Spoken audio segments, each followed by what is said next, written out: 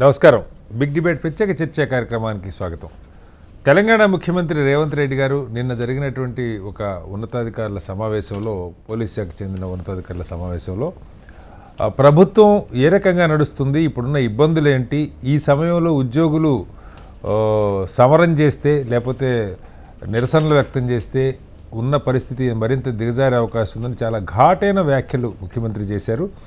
ప్రభుత్వం అంటే కేవలం రాజకీయ నాయకులు కాదు, ప్రభుత్వం అంటే ఉద్యోగులతో కలిపి ఉన్న 2% మన ప్రభుత్వం.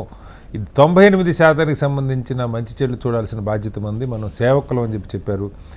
నన్ను కోసినా ఇంతకంటే నేను చేయగలిగింది ఏమీ లేదు, కొత్త కోరికలు ముందు పెడితే ఉన్న వ్యవస్థ కొప్పుకూలుతని చాలా ఘాటుగా మాట్లాడారు. అయితే దీని మీద ప్రతిపక్షాలు చాలా ఘాటైన విమర్శలు చేస్తూ ఉన్నాయి. వాస్తవానికి ఏది నిజం, ప్రభుత్వాలు దేశంలో ఏ రాష్ట్రాలైన ప్రభుత్వాలు ఏ రకంగా నడుస్తూ ఉన్నాయి, ఉద్యోగుల జీతభత్యాలు, అప్పుల మీద వడ్డీలు, సంక్షేమ పథకాలు తప్ప నిజంగా అభివృద్ధికి అవకాశం లేదని ఎప్పటి నుంచో అనేక మంది మేధావులు మాట్లాడుతున్నారు. ముఖ్యమంత్రి మాట్లాడిన అంశాల్లో వాస్తవం ఎంత, ప్రభుత్వాలు ఏ రకంగా ముందుకెళ్ళాలి, దాని మీద వాళ్ళు బిగ్ డిబేట్లో చర్చని చెప్పడం. చర్చలో మనతో ఇందిరా శోభన్ గారు, కాంగ్రెస్ పార్టీ అధికార ప్రతినిధి, ఇక్కడ మనతో స్టూడియోలో ఉన్నారు. మరి కాసేపట్లో డాక్టర్ జయప్రకాష్ నారాయణ గారు, లోక్సత్తా వ్యవస్థాపకులు, అలాగే దేవిప్రసాద్ గారు, బీఆర్ఎస్ పార్టీ నాయకులు, విఠల్ గారు, భారతీయ జనతా పార్టీ నాయకులు కూడా మనతో జాయిన్ అవుతారు. ముందుగా ఇందిర గారు నమస్కారం. ఇందిర గారు, సరే, ముఖ్యమంత్రి గారి మాట తీరు మనకు తెలుసు, కాస్త మంచి వాగ్దాటు ఉన్న నాయకుడు ఆయన. ఈ విషయాలన్నీ చాలా గట్టిగానే చెప్పారు, ఉన్న కుల్లా చెప్పడం అంటారు కదా, తెలంగాణలో ఉన్నదన్నట్టు జనం ముందు పెట్టారు. అయితే విమర్శ ఏమొస్తుందంటే, ఇది ముందు తెలియదా, ఎన్నికలప్పుడు హామీలు ఇచ్చేటప్పుడు ఉచితాలు ఇంకా పెంచుకుంటూ పోతూ 6 గ్యారంటీలు అని లేకపోతే ఇంకా 100 కొద్ది హామీలు ఇచ్చినప్పుడు ప్రభుత్వం పరిస్థితి ఏంటో తెలియదా, హామీలు ఇచ్చి అధికారంలోకి వచ్చిన తర్వాత ఇప్పుడు మేమేం చేయలేము, 18,500 కోట్లు ఉంది, 22,000 కోట్లు కావాలి నెలకి, ఎక్కడి నుంచి తేవాలి అని చెప్పి ముఖ్యమంత్రి అప్పు పుట్టట్లేదు, దొంగలు చూసినట్టు వాస్తవం ఉండొచ్చు. రాష్ట్రం అప్పుల భారంలో ఉంటే ఎవరు అప్పు ఇచ్చడానికి కూడా సిద్ధంగా ఉంటారు, వాస్తవం ఉండొచ్చు. కానీ ఈ విషయం ముందు తెలియదు అన్నది ప్రధానంగా మీ మీద ఉన్న విమర్శ. ఫస్ట్ ఆఫ్ ఆల్ ప్యానెల్లో ఉన్నటువంటి పెద్దలకి, అలాగే HMTV ప్రేక్షకులకు గుడ్ ఈవినింగ్ అండి. ఒక మంచి చర్చ జరగాలని నేను కోరుకుంటున్నాను. ఎందుకనంటే ఇవాళ ఒక ముఖ్యమంత్రిగా, ప్రభుత్వ పెద్దగా, ఇంటి పెద్దగా, కుటుంబానికి తండ్రిలను ఈ ప్రభుత్వానికి తండ్రిగా, ముఖ్యమంత్రిగా తను చెప్పారు. ఏం చెప్పారు? బిఫోర్ డే ఎప్పుడైతే మన మే డే రోజు కూడా ఉద్యోగస్తులని వాళ్ళని అడ్రస్ చేస్తూ, రవీంద్ర భారతిలో అడ్రస్ చేస్తూ, మీరు సమ్మెకు వెళ్ళకండి, పరిస్థితి ఇబ్బందికరంగా ఉంది. సో ఇందాక మీరు చెప్పినట్టుగా 18,500 ఇన్కమ్ వస్తుంది, అవసరం యాక్చువల్గా 22,500 కోట్ల అవసరం ఉండింది. సో ఇంకా మనం ఇబ్బందికరంలోనే ఉన్నాం. 6 నెలలు ఎలక్షన్ పోయింది. ఈ 6 నెలలనే మన పాలన కొంచెం మెరుగుపడుతూ ఇప్పుడిప్పుడే గాడిలో పడుతున్నాము.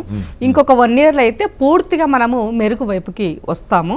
నాకు కొంత సమయం ఇవ్వండి, నేను మీకు చేస్తాను. సమ్మేళనానికి వెళ్తే ఇంకింత గుదిబండ అయ్యే పరిస్థితి ఉంది, ఇప్పుడిప్పుడే మెరుగుపడుతున్న వ్యవస్థ ఇబ్బంది పడుతుందని చెప్పారు.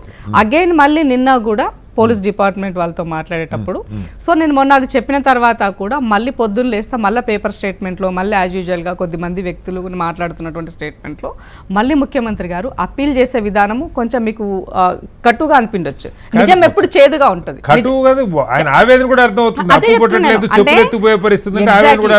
అదే అంటున్నా, అది మీరు అర్థం చేసుకోకుండా దాన్ని ఇంకో రకంగా చెలవలు పలువలుగా కోడిగుడ్డు ఈకల్లాగా ముఖ్యమంత్రిగా ఇట్లా మాట్లాడొచ్చా, ఇట్లా చెప్పొచ్చా అని అంటే, ఇక కేసీఆర్ గారు మాట్లాడింది గతంలో చెప్పిన వీడియోస్ కూడా మన దగ్గర ఉన్నాయి, వాటి వినాలనుకుంటే.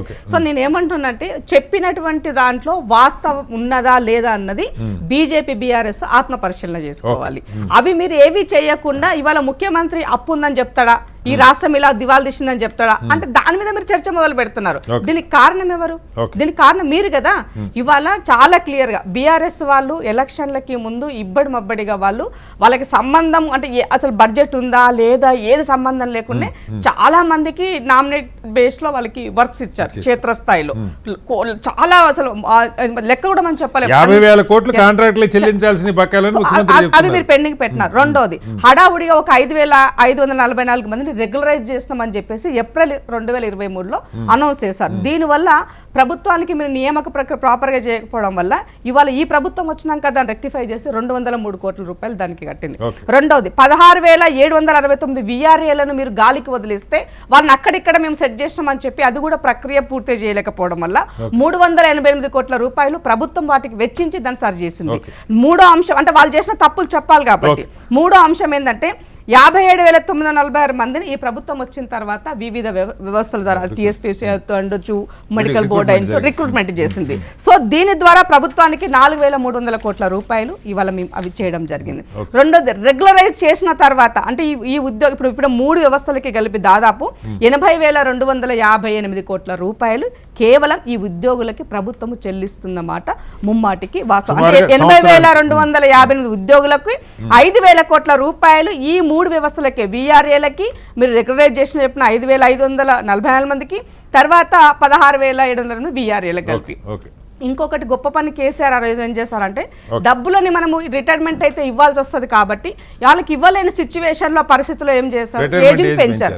అలా పెంచడం ద్వారా ఎంతమంది 30,385 మంది ఉద్యోగులు, ఆ ఉద్యోగులు ఇవాళ రిటైర్మెంట్ ఏజ్ వచ్చి వాళ్ళు భారం అయింది. ఇవాళ ఆ భారం ఎంత 11,342 కోట్ల రూపాయలు. సో ఇవన్నీ కూడా మీరు చేసినంత వీటితో పాటుగా వాళ్ళ యొక్క ప్రభుత్వం పెండింగ్ లో పెట్టిన 3 DAలు 4,200 కోట్లు. ఎందుకంటే నా సోదరులు ఇద్దరు కూడా ఆ ఎంప్లాయ్మెంట్ నుంచి వచ్చినటువంటి వాళ్ళు కాబట్టి వాళ్ళకి అవగాహన ఉంటుంది ఎగ్జాక్ట్ తెలియజేసిన. సో ఇవాళ ముఖ్యంగా అసలు విషయానికి వస్తే కేసీఆర్ చేసినటువంటి నికర అప్పు 2023 డిసెంబర్ 1వ తారీఖు నాటికి 6,69,257 కోట్ల రూపాయలు. సో దీంట్లో పెండింగ్ బిల్ ఉద్యోగుల పెట్టుబడి వ్యయం స్కీమ్ మొత్తం కలిపి 40,154 కోట్లు. ఇతర పెండింగ్ బిల్ అంటే అవి డిస్కిమ్లు అయి ఉండొచ్చు, సింగరేణి డ్యూస్ అయి ఉండొచ్చు, SC/ST సప్లాన్ అండ్ బ్యాక్లా అయి ఉండొచ్చు, పేమెంట్స్ వీటికి సంబంధించి 1,09,740 కోట్ల రూపాయలు బీఆర్ఎస్ పెండింగ్. 3 DAలకి సంబంధించి ఇందాక మనం చెప్పిన 4,200, ప్రభుత్వ ఉద్యోగులు 11,300, ఇవంతా కలుపుకుంటే 8,34,693 కోట్ల రూపాయలు లిటరల్ గా బీఆర్ఎస్ హయాంలో మీరు పెట్టినటువంటి చేసినటువంటి వాటికి ఇవాళ ఈ ప్రభుత్వము భారము భరించే పరిస్థితుల్లోకి వచ్చింది. ఇది మీ యొక్క అప్పు. ఇక మేము అప్పే చేయలేదు, మేము శుద్ధ పూసలో మేము ఏం చేయాలని చెప్పడానికి మనం కొన్ని ఎగ్జాంపుల్స్ కూడా ఈ సందర్భంగా మాట్లాడుకోవాలి. ఇలా కేటీఆర్ గారు ప్రెస్ మీట్ పెట్టి చాలా దారుణంగా మాట్లాడారు నిజంగానే. ఎందుకంటే ఒక షాడో ముఖ్యమంత్రిగా పనిచేసినటువంటి వ్యక్తి, అనుభవం ఉందని చెప్పుకున్నటువంటి వ్యక్తి, మీ హయాంలోనే కేంద్ర ప్రభుత్వానికి ఇది ఎప్పుడు 2022-23 ఎలక్షన్లకి ముందే అయ్యో బాబో మమ్మల్ని ఆదుకోండి మాకు అప్పులు ఇవ్వండి అని చెప్పేసి మీరు కేంద్ర ప్రభుత్వానికి ఇచ్చినటువంటి ఎలక్షన్లకి ముందు జూలై నెలలో ఇది. సో అంటే మీ యొక్క భారాన్ని ఇవాళ ఈ ప్రభుత్వాన్ని క్యారీ ఫార్వర్డ్ చేస్తూ ఆర్థిక క్రమశిక్షణ చేస్తుంటే అది మీకు నచ్చట్లేదు. బల్దియా GHMCకి సంబంధించి ఒకప్పుడు 800 కోట్ల రూపాయలు డిపాజిట్లు బల్దియాకు ఉండేది. ఇలా బల్దియా కూడా పూర్తిగా ఇప్పుడు కనెక్టివిటీలో భాగంగా ముఖ్యమంత్రి గారు తన యొక్క బాధ ప్రజలకి వెళ్ళబుచ్చాడు. అది తప్పు అనే విధంగా ఇలా ముఖ్యమంత్రి గారి పైన రేస్ లాగా అందరూ కలిపి బీజేపీ BRS అందరూ కూడా వరుస కొంచెం మనం ఎంతవరకు విస్తృతంగా చర్చిద్దాం. ఇది 100% విస్తృతంగా చేయాలి. తెలంగాణ సమాజానికి ఎవరు తప్పు చేశారు, ఎవరు ఒప్పు చేశారు ఒప్పుకోవాల్సిన అవసరం ఉందని చెప్తున్నాను. ఒకసారి మనతో జయప్రకాష్ గారు అలాగే విఠల్ గారు, దేవిప్రసాద్ గారు కూడా జాయిన్ అయ్యారు. జేపీ గారు నమస్కారం సార్. జేపీ గారు, first of all thank you. మీరు యుఎస్లో ఉండి కూడా కీలకమైన అంశం మీద మీరు చర్చకి అంగీకరించినందుకు ముందుగా ధన్యవాదాలు సార్. జేపీ గారు, మీరు ముఖ్యమంత్రి గారు మాట్లాడింది చూసుంటారు. మీరు దశాబ్దాల నుంచి చెప్తున్న మాటలు మొత్తం కుల్లా ఆయన ముందు పెట్టి నెలకి 18,500 కోట్లు నాకు ఆదాయం వస్తుంది, అందులో 7,000 కోట్లు అప్పుల మీద వడ్డీలు, 5,500 కోట్లు జీతాలు, ఇంకొక 6,000 కోట్లలో పెన్షన్లు లేకపోతే షాదీ ముబారక్లు, రైతు భరోసా, రైతు రుణమాఫీ, సంక్షేమ పథకాలు ఖర్చు అవుతుంది. అంటే ఇక రూపాయి వేరే వాటికి లేదు. ఇంకా అదనంగా 4,000 కోట్లు కావాల్సి వస్తుంది. నెలకి 22,500 కోట్లు ఖర్చు అవుతుంది. సో ఇప్పుడు ఉద్యోగులు సమ్మె చేస్తే నన్ను కోసినా నేను ఇంతకంటే చేయగలిగింది ఏం లేదని చాలా, అలాగే అప్పు పుట్టట్లేదు. ఎక్కడికైనా పోయి బ్యాంకులు ఢిల్లీలోనో మరొక చోట అడిగితే దొంగలు చూసినట్టు చూస్తున్నారని బాధాకరం. మరి ముఖ్యమంత్రి అలా మాట్లాడొచ్చో లేదో నాకు తెలియదు, కానీ మీరు సంసారపక్షంగా మనం గుట్టుగా సంసారం చేసుకోకపోతే బజార్న పడతామని చాలా ఆవేదనగా మాట్లాడినట్టు కనపడుతుంది. సరే, ప్రతిపక్షాలు సహజంగానే మీరు ఎన్నికలప్పుడు హామీ ఇచ్చి అమలు చేయమంటే ఊరుకుంటామని వాళ్ళు మాట్లాడతారు. లేకపోతే ఉద్యోగులు పల్చన చేశారనో, ఆ రాష్ట్రం దివాలా తీసిందని ముఖ్యమంత్రి మాట్లాడితే ఎలా అని ఈ విమర్శలు వస్తూ ఉన్నాయి. బట్ ఉన్న వాస్తవం ముఖ్యమంత్రి ఇలా బయట పెట్టడాన్ని, కాస్త కటువుగానే బయట పెట్టడాన్ని ఎలా అర్థం చేసుకోవాలి? శ్రీనివాస్, ముందుగా ఏ ప్రభుత్వం అయినా సరే, రాష్ట్రం కానీ జాతీయ స్థాయి కానీ, ఉన్న పరిస్థితిని ప్రజలకు చెప్పడం అనేది మనం అభినందించాలి. ఓకే, ఇది ప్రజల జీవితం, ప్రజల పన్నులు, ప్రజలకి రావాల్సిన అభివృద్ధి ఫలితాలు. ప్రజలు కట్టాల్సిన వడ్డీలు కానీ అప్పులు కానీ. ఇది ముఖ్యమంత్రి గారి సొంతం కాదు, అవును, ప్రతిపక్ష నాయకుడి సొంతం కాదు, ప్రధానమంత్రి సొంతం కాదు, ఏ పార్టీ నాయకుడి సొంతం కాదు, ఏ అధికారి సొంతం కాదు. ఓకే, కాబట్టి ప్రజలకి పూర్తిగా విశదపరచడం అనే దాన్ని విమర్శించడం నా దృష్టిలో పొరపాటు. ఏ పార్టీ అయినా సరే, ఓకే, ఈ పార్టీ ఆ పార్టీ.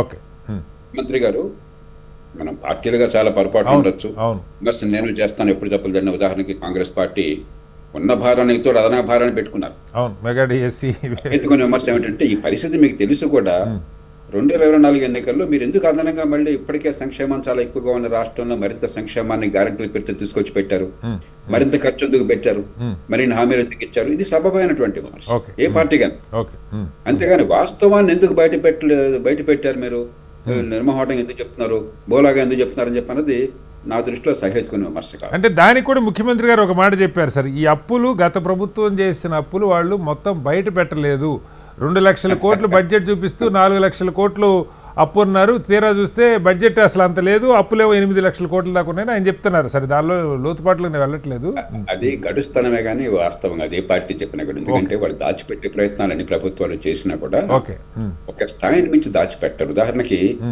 FDR లోక్సత్తానే ఎన్నోసార్లు పరిస్థితి ఎట్లా ఉందని బహిరంగంగా ప్రకటించారు. అవును, మరి నాకు తెలిసిన సమాచారం, మీకు తెలిసిన సమాచారం ప్రభుత్వానికి ఎందుకు తెలియదు, పెద్ద పార్టీలకు ఎందుకు తెలియదు, తెలుసు. ఓకే, తెలుసుకున్న కోరిక లేక దాన్ని పక్కన పెట్టి రాజకీయ ప్రయోజనాల కోసం చేస్తున్నారు. కాబట్టి దానిలోకి మనం వెళ్ళదు. ఓకే, ఓకే, ఓకే, మొట్టమొదటిది ఏదో రకంగా చర్చను తీసుకురావడం అవసరం. ఎస్, పరిష్కారం మళ్ళీ ప్రజల నుంచి, రాజకీయ ప్రక్రియ నుంచి, ప్రభుత్వాల క్రమశిక్షణ నుంచి వస్తుంది.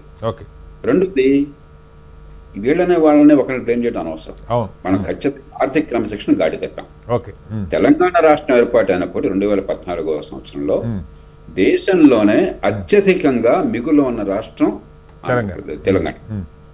1,16,000 కోట్ల రూపాయలు 5 ఏళ్లలో రెవెన్యూ సర్ప్లస్. ఓకే, దాన్ని 14వ ఆర్థిక సంఘం, మన రాష్ట్రానికి చెందినటువంటి తెలుగు ప్రజలకే చెందినటువంటి వేణుగోపాల్ రెడ్డి గారు అధ్యక్షుడిగా ఉన్న ఆర్థిక సంఘం అంచనా వేసింది. ఓకే, అలాంటిది కాలక్రమేణా ఏమైంది, 2 జరిగినాయి. ఒకటి, సంక్షేమ పథకాలు బాగా అమలు చేశారు, ఆ పార్టీ కానీ ఈ పార్టీ కానీ వాటి అమలు బాగా పెరిగింది. ఒకటి సంక్షేమం కోసం అమలు చేశారు. రెండోది దుబారా ఖర్చులు పెట్టారు. ఓకే, రేపన్నది లేనట్టుగా ఇప్పుడు ప్రభుత్వంలో ఎవరి డబ్బుని, ప్రజాధనాన్ని వినియోగించినా కూడా మనం సొంత డబ్బు విషయంలో ఎంత పొదుపుగా ఉంటామో, నిజాయితీగా కష్టపడి సంపాదించుకున్నవాడు చాలా పొదుపుగా ఉంటాడు. ఓకే, దేశాన్ని దోచుకున్నవాడు దుబారా చేస్తాడు. ఓకే, రాజకీయ పార్టీలు కానీ ప్రభుత్వాలు కానీ ప్రజల డబ్బు ఇది. సామాన్య ప్రజలు కష్టించి చెమటోడ్చి వాళ్ళ పన్నుల డబ్బుని మనకి ఇచ్చారు. ఓకే, ఆ ప్రజలకు ప్రయోజనాల కోసం ఖర్చు పెట్టాలని దుబారా ఖర్చు పెట్టే హక్కు మనకు ఎవడిచ్చాడు? ఓకే, ఓకే, అంచేత కేవలం సంక్షేమమే కాకుండా దుబారా ఖర్చు రోజువారీ పరిపాలనలో కానీ, అంటే ఏమాత్రం పొదుపడుతనం లేకుండా పోయింది. అన్ని రాష్ట్రాలు ఎట్లా తగలడింది, ఈ రాష్ట్రం ప్రత్యేకంగా అంటలేదు, ముఖ్యంగా తెలుగు రాష్ట్రాలు ఎట్లాగా తగలడింది. దాంతోపాటు అభివృద్ధి పేరుతో పెట్టే పెట్టుబడి, క్యాపిటల్ ఎక్స్పెండిచర్ అంటాం, మూల పెట్టుబడులు కూడా నేను ఎన్నోసార్లు చెప్పాను, మళ్ళీ ఈ మధ్యకాలంలో మాట్లాడలేదు. ఎందుకంటే అంతా అయిపోయిన తర్వాత దొంగలు పడ్డ 6 నెలల కుక్కను పడితే ప్రయోజనమే ఉంది. కాళేశ్వరం ప్రాజెక్ట్ కానీ, అతను చెవుల ప్రాంతం కానీ నీటిపారుదల అవసరమే కానీ పెట్టే ఖర్చు వచ్చే ఫలితం చూసుకోకుండా ఖర్చు పెడితే ఖర్చు కనిపిస్తుంది, ఫలితం ఉండదని చెప్పి మొట్టమొదటి నుంచి నేను ఘోషించాను. ఒకటి ఫలితం లేని ఖర్చు, దుబారా ఖర్చు ఒక పక్కన, ఫలితం లేని ఖర్చు ఒక పక్కన. వీటితో అనవసరంగా ఆర్థికంగా కాస్త ఇబ్బందుల పైన వాస్తవం. దానికి కాంగ్రెస్ ప్రభుత్వం మరింత జోడించింది.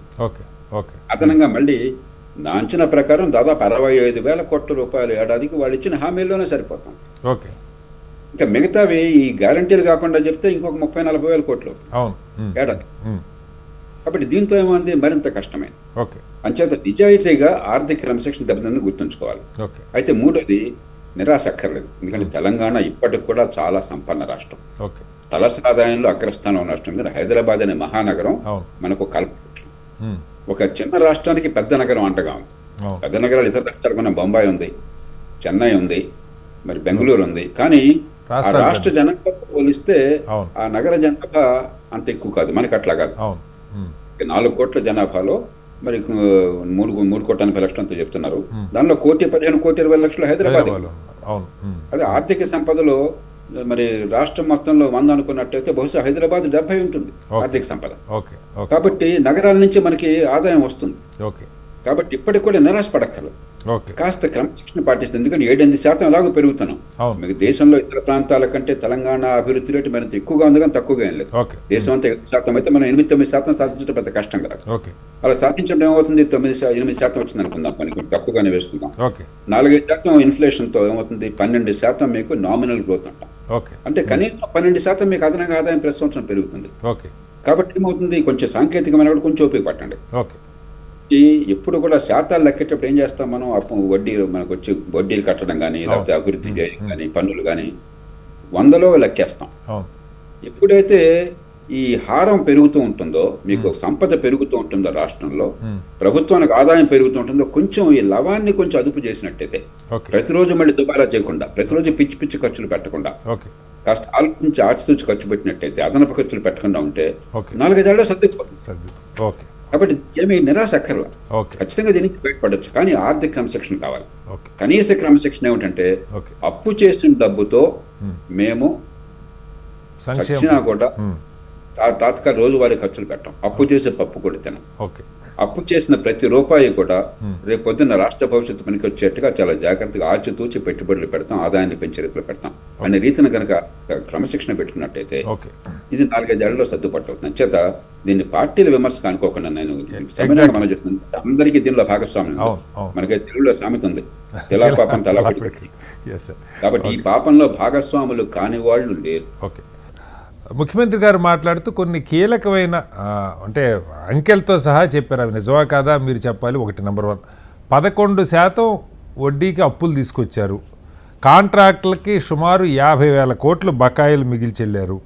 అలాగే సింగరేణికి బకాయిలు, బొగ్గు కొన్నందుకు బకాయిలు పెట్టారు. విద్యుత్ కంపెనీలు, డిస్కమ్లకి బకాయిలు పెట్టారు. ఉద్యోగులకి రిటైర్మెంటు 58 నుంచి 61 చేసి 8,500 కోట్లు అక్కడ బకాయిలు పెట్టారు, చెల్లించాల్సిన వాళ్ళకి పిఎఫ్లు అవి చెల్లించకుండా. ఇవన్నీ కలిపి నేను 1,58,000 కోట్ల అప్పు తీసుకొస్తే ఈ సంవత్సరంలో 1,52,000 కోట్లు కేవలం గత ప్రభుత్వం తెచ్చిన అప్పులు తెచ్చడానికే నాకు సరిపోయింది. ఇవన్నీ ముఖ్యమంత్రి గారు మాట్లాడారు. ఇక్కడ దేవిప్రసాద్ గారు, జేపీ గారు కూడా గతంలో చాలాసార్లు బీఆర్ఎస్ ప్రభుత్వం హైదరాబాద్ నగరాన్ని అద్భుతంగా డెవలప్ చేసింది, ఆదాయం పెరిగేట్టుగా చేసింది. అలాగే ఇప్పుడే చెప్పారు, ఈ సంక్షేమ పథకాలు విస్తృతంగా పంచారు, దుబారా కూడా ఉందన్నది. అంటే మనం దేనికి అది అంగీకరించాలి. ఇవాళ కొత్త ప్రభుత్వం, సరే సంవత్సరాలైంది, మరీ కొత్త అని కూడా అనలేం, కానీ ఈ కుదుట పడుతున్నాం అని ముఖ్యమంత్రి ఒక అప్పీల్ చేశారు, ఉన్న వాస్తవాన్ని బయటపెట్టారు. దీనికి పార్టీలు ఇంత ఘాటుగా, అంటే ఏ పార్టీలకైనా ఇదే సమస్య ఉంది. దేవప్రసాద్ గారు, మీరున్నా మరొకళ్ళున్నా, దేశంలో ఎక్కడ ఎవరు పరిపాలిస్తున్నా ఎన్నికలప్పుడు ఇవి చెప్పకపోతే ఓట్లు రావట్లేదు, ఓట్లు వచ్చాక ఏం చేయాలో అర్థం కావట్లేదు. 10 ఏళ్ళు ఉన్నాక మీరు అన్ని బకాయిలు పెట్టిపోతే ఈయనకి ఇంకా 5 ఏళ్ళు 3.5 సంవత్సరాలు చేయాలి, కాబట్టి ఉన్నది బయట పెట్టకపోతే నడపడం కష్టమని బయట పెట్టారు. దీన్ని తప్పడితే ఎట్లా? దేవప్రసాద్ గారు మాట్లాడండి. హలో దేవప్రసాద్ గారు, మ్యూట్లో ఉన్నట్టున్నారు, ఒకసారి మాట్లాడండి. Yeah, go head sir. అందరికి నమస్కారం. జేపీ గారికి, విఠల్ గారికి, శోభక్ అందరికి నమస్కారం. కాంగ్రెస్ పార్టీ చేస్తున్నటువంటి దుష్ప్రచారం వల్లనే ఎన్నికల్లో గెలిచింది శ్రీనివాస్ గారు. ఎందుకంటే అప్పులు చేసిందని చెప్పి కదా మా మీద చాలా బదనాం చేసింది. ఈ అప్పులు ఎట్లా తీరుస్తారని కూడా బట్టి విక్రమార్క గారిని ప్రెస్ మీట్ లో విలేకరులందరూ అడిగితే వారు చెప్పినటువంటి సమాధానం మనకు తెలుసు. మాధవ్ 125 సంవత్సరాల చరిత్ర, మాకు చిదంబరం ఉన్నాడు, మాకు ఆర్థిక మన్మోహన్ సింగ్ స్ఫూర్తి ఉన్నది, ఇంకెవరిదో స్ఫూర్తి ఉన్నది, మేము అన్ని రాష్ట్రాలు రకరకాలుగా కథలు చెప్పి మేము దీన్ని అధిగమిస్తామని చెప్పారు. ఇంకొక మాట రేవంత్ రెడ్డి ఏమన్నాడు, మేము 1 సంవత్సరం కడుపు కట్టుకుంటే మాకు ఈ అప్పులు లెక్కనే కాదు, 1 సంవత్సరం మేము అందరం కడుపు కట్టుకుంటాము, కాబట్టి మాకు ఈ సమస్యనే కాదని చెప్పారు. మన కడుపు తెరిచిందా, నోరు తెరిచిందా, ఇంకేం తెరిచిందో మనకు తెలియదు. కానీ నిన్న అంటే ఈ చర్చ అంతా కూడా ఎక్కడ ఉద్యోగులు సమ్మె చేస్తామని లేదు శ్రీనివాస్ గారు. ఉద్యోగులు ఏమన్నారు, గత 1.5 year గా ఈ ప్రభుత్వంతో అనేక సందర్భాల్లో మేము చర్చలకు పోయినాం. 2 సందర్భాల్లో ముఖ్యమంత్రి గారు అక్టోబర్ లో చర్చలకు పిలిచింది. చర్చలకు పిలిచి ఒక కేబినెట్ సబ్ కమిటీ వేసి 3 నెలలుగా ఈ సమస్యలకు ఒక పరిష్కారం తీసుకురండి, ఏప్రిల్ లోగా మీ సమస్యలన్నీ కూడా నేను పరిష్కరిస్తామని కమాండ్ కంట్రోల్ రూమ్ లో అక్టోబర్ 24 జరిగినటువంటి సమావేశంలో ఉద్యోగులకు హామీ ఇచ్చారు. 3 నెలలుగా ఒక్కసారి కూడా కేబినెట్ సబ్ కమిటీ మీటింగ్ కాలేదు. శ్రీనివాస్ గారు. ఒక్కసారి కాలేదు, ఉద్యోగులను పిలవలేదు, ఉద్యోగులను మాట్లాడలేదు. ఉద్యోగులకు ప్రాథమిక సభ్యుల నుండి చాలా ప్రెషర్ వస్తా ఉంది. ఇప్పుడు 27 రాష్ట్రాలు ఉన్నాయి కొమ్మినేని గారు, శ్రీనివాస్ గారు. 27 రాష్ట్రాల్లో ఏ రాష్ట్రంలో కూడా 5 డిఏలు 3 డిఏలు మాక్సిమం. ఎప్పుడైనా ప్రభుత్వం 3 డిఏలు ఉన్నప్పుడు ఒక డిఏ ఇస్తుంది, మళ్ళీ 2 డిఏలు, ఇట్లా 1-2 డిఏలు పెండింగ్ లో ఉంటూ వస్తాయి. ఏ రాష్ట్రంలో కూడా 5 డిఏలు పెండింగ్ లో ఉన్నటువంటి రాష్ట్రం లేదు. తెలంగాణ ఒకటే రాష్ట్రం. అప్పుల విషయంలో కూడా మీరు ఆర్బీఐ లెక్కలు తీసుకున్నా, ఇంకొక రాష్ట్రం లెక్కలు తీసుకున్నా, 27 రాష్ట్రాల్లో కింది నుంచి అప్పుల్లో 4వ స్థానంలో ఉన్నటువంటి రాష్ట్రం తెలంగాణ. కాబట్టి ఇలా ఏం చెప్తున్నారంటే, మీరు ఇన్ని హామీలు ఇచ్చిండ్రు, ఉద్యోగులకు ఏం చెప్పారు మీరు? మీకు వచ్చిన 3 నెలల్లోనే మేము పిఆర్సీ అమలు చేస్తాం, 5 డిఏలు తక్షణం ఇస్తాం, సిపిఎస్ ను రద్దు చేస్తాం అనేటువంటి విషయాలు చెప్పిన ధర్మిలా ఉద్యోగులు సహజంగానే మా పార్టీకి ఓటు వేయకుండా కాంగ్రెస్ పార్టీకి ఓటేసి ఇలా అద్భుతంగా అధికారంలోకి తెచ్చింది. ఉద్యోగులు ఏం చేయాలి శ్రీనివాస్ గారు? పిలిచి 3 నెలల నుంచి కనీసం ఒకసారి పిలిచి మాట్లాడాలి కదా.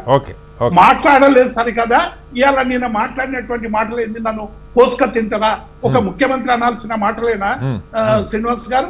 అంటే ఒకవేళ ఉద్యోగులు డిఏ కోసం కోసుక తింటే రుణమాఫీ కోసం ఎవరిని కోసుక తినాలి? రైతు బంధు కోసం ఎవరిని కోసుక తినాలి? కళ్యాణ లక్ష్మి, షాదీ ముబారక్ బంగారం కోసం ఎవరిని కోసుక తినాలి? కోసుక తినడానికి రాలేదు కదా శ్రీనివాస్ గారు. పరిపాలన చేయడానికి వచ్చిండు గౌరవ ముఖ్యమంత్రి. పరిపాలన చేసి నీకు అధికారం ఇచ్చినప్పుడు డెఫినెట్ గా వారసత్వంగా వచ్చేటువంటి ఏ రాష్ట్రంలో 0 చేసి రారు.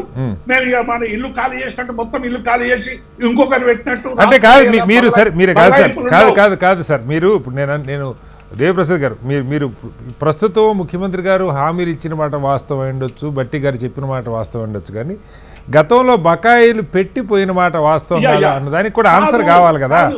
నేను అదే చెప్తున్నా, 50,000 కోట్లు అప్పులు పెట్టింది అనేటువంటి మాట అవాస్తవం. అప్పులు కడుతున్నాం 1,52,000 కోట్లు అన్న మాట వాస్తవం. ఆర్బీఐ ఇటీవల రిలీజ్ చేసినటువంటి దానిలో 72,000 కోట్ల రూపాయల వరకే వీళ్ళు అప్పులు కట్టిండ్రు. ముఖ్యమంత్రి గారు ఏం చెప్తుండ్రు? ఓన్ రెవెన్యూ రిసిప్ట్ లో 6,500 అప్పులు కడుతున్నాం అన్నాడు. రవీంద్ర భారతిలో 6,500 ఉద్యోగులకు ఇస్తామన్నాడు. మిగతాయి మేము సంక్షేమం కోసం పెట్టుకుంటున్నాం అన్నాడు. నిన్న శాసనసభలో ఏం చెప్పిండు?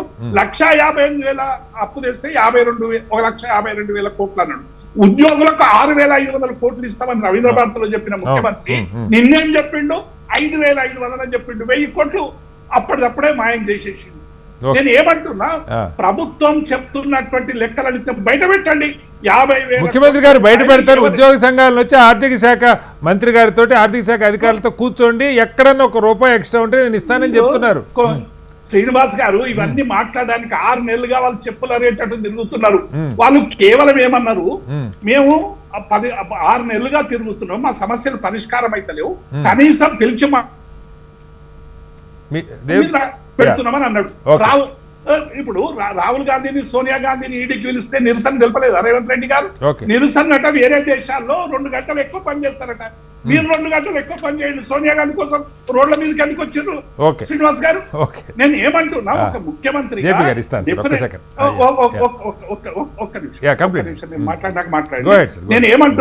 నేను ఏమంటున్నా ఇవాళ కుటుంబ సమస్య డెఫినెట్ గా ఉద్యోగులకు, ప్రభుత్వానికి, ఎందుకంటే మేము ఉద్యోగ సంఘాల నాయకులకు పనిచేసి విఠల్ గారు పనిచేసారు, చాలా మంది మేము పనిచేసాం. ఉద్యోగ సంఘాలను ఎట్లా ఇచ్చి పుచ్చుకునేటువంటి ధోరణి అనేక మంది ముఖ్యమంత్రుల దగ్గర శ్రీనివాస్ గారు, రాజశేఖర రెడ్డి కావచ్చు, శ్రీనివాస్ కావచ్చు, అంతకుముందు మా రోషయ్య గారు కావచ్చు, ఎవరైనా డెఫినెట్ గా అన్ని విషయాలు ప్రభుత్వం చెప్పిన తర్వాత ఇచ్చి పుచ్చుకునేటువంటి ధోరణి. ఎక్కడ యుద్ధం చేయరు, ఎక్కడ యుద్ధం చేయాలి అంటే వాళ్ళు ఉద్యోగ సంఘాలు సమరానికి సిద్ధం అన్న ఆయన పదం తీసుకొని మాట్లాడటం మొదలు పెట్టారు.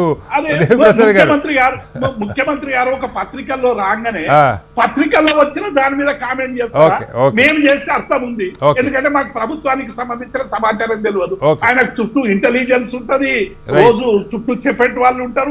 ఇవన్నీ కూడా నేను ఏమంటున్నా, అందుకే ఇది రాజకీయాలకు సంబంధించినటువంటి సమస్య కాదు. మా ప్రభుత్వాన్ని అస్థిరపరిచేకుంటున్నా కొందరు ఉద్యోగులు అని చెప్తా ఉన్నాడు. ఎవరు అస్థిరపరచడానికి ఇది అడుగుతారు శ్రీనివాస్? రాజకీయ స్టేట్మెంట్లు తీసుకోవట్లేదు సార్. అంటే ప్రభుత్వాల పనితీరు ఎలా ఉందన్న దాని మీద మాట్లాడుతున్నారు. విట్ల గారు మీ దగ్గరికి వచ్చే ముందు ఒకసారి జేపీ గారు మీరు రైట్ చేయబోతున్నారు. చిన్న క్లారిఫికేషన్, స్పష్టత కోసం చెప్పండి సార్. ముఖ్యమంత్రి గారు చెప్తున్న అంకుల్లో ఒక విషయం ఏంటంటే గందరగోళం దారితీస్తోంది.